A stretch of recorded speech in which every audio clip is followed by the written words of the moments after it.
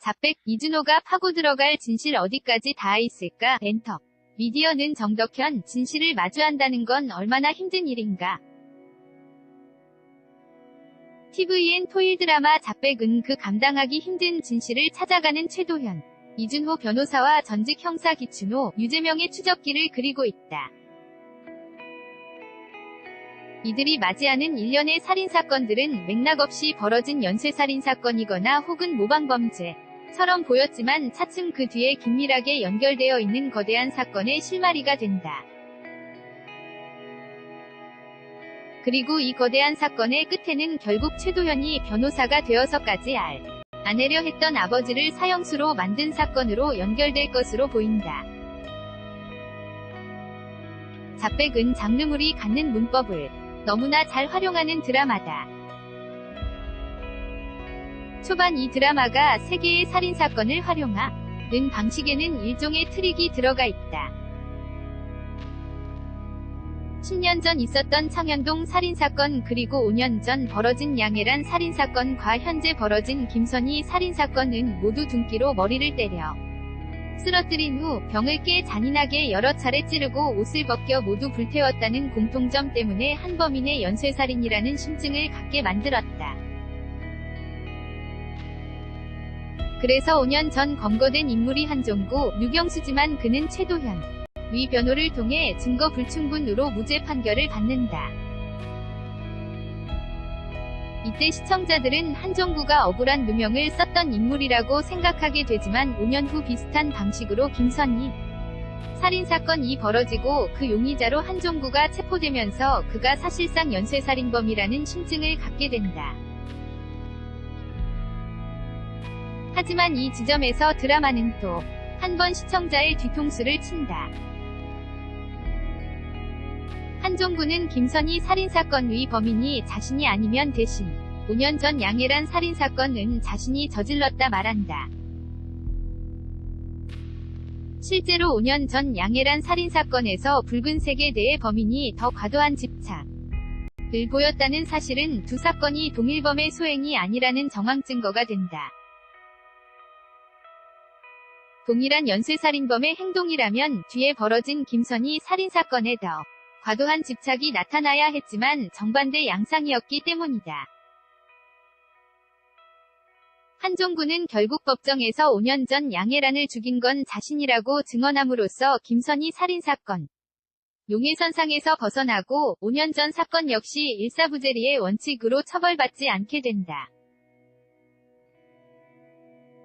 하지만 최도현은 한종구의 어머니가 실종되었다는 걸 알고 그 집을 조사하던 중 벽면 가득 채워진 죽어라는 낙서와 방바닥에서 찾은 붉은색 손톱을 통해 붉은색의 집착증을 가진 한종구가 어머니를 살해했을 거라는 걸 확신한다.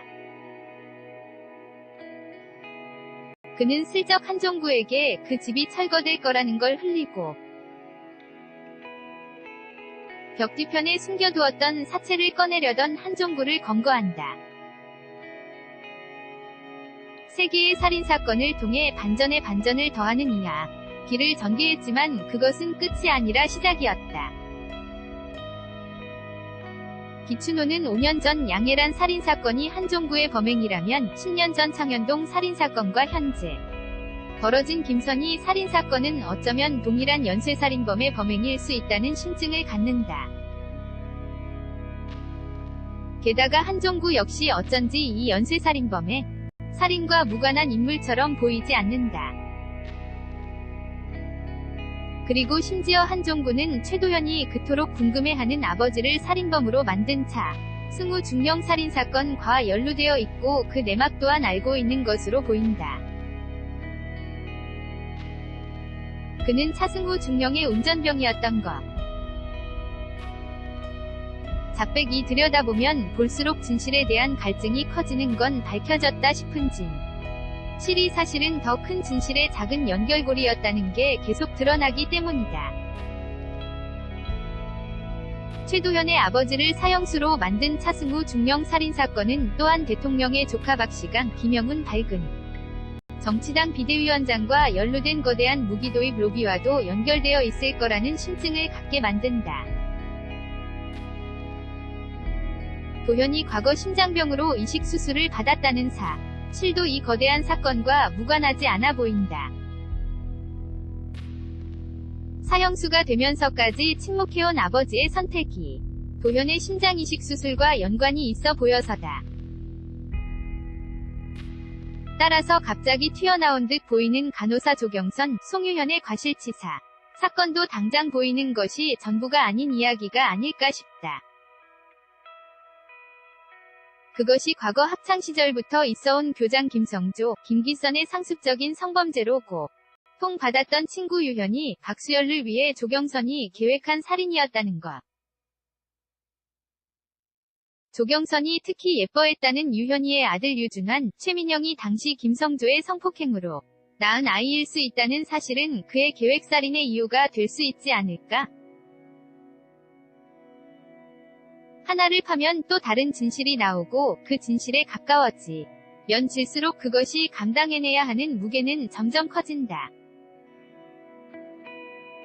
유현이의 아들은 과연 이 사건의 진실을 어떻게 감당해낼 수 있을까?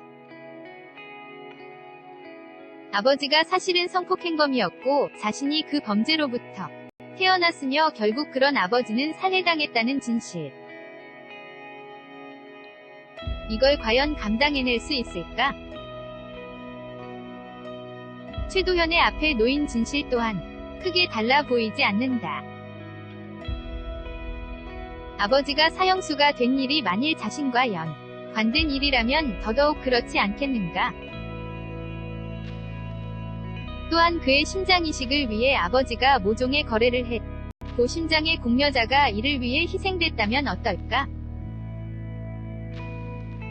꿈속에 계속 등장하는 트럭에 받쳐 사고를 당하는 장면 또한 예사롭지 않은 후반의 반전을 예고하는 것만 같다. 물론 무엇 하나 명확히 밝혀진 게 없고 향후에도 끝을 보기 전까지는 진실로 드러난 것조차 또 다시 뒤집어지거나 거대한 사건의 작은 부분이라는 걸 이 드라마는 계속 보여줄 것으로 보인다. 마치 최도현의 빙이 된 듯 빠져드는 이 미칠 듯한 궁금증은 자백이 갖고 있는 촘촘하게 결된 사건들과 그걸 끊임없는 궁금증으로 만들어내는 솜씨 좋은 이야기 전개를 통해 만들어진다. 그리고 이런 이야기 구조는 이 드라마의 메시지이기도 하다. 우리가 어떠한 진실을 마주하는 일이 얼마나 힘들고 지난하며 또 용기를 필요로 하는 일인가 하는 정덕현 칼럼니스트 THKI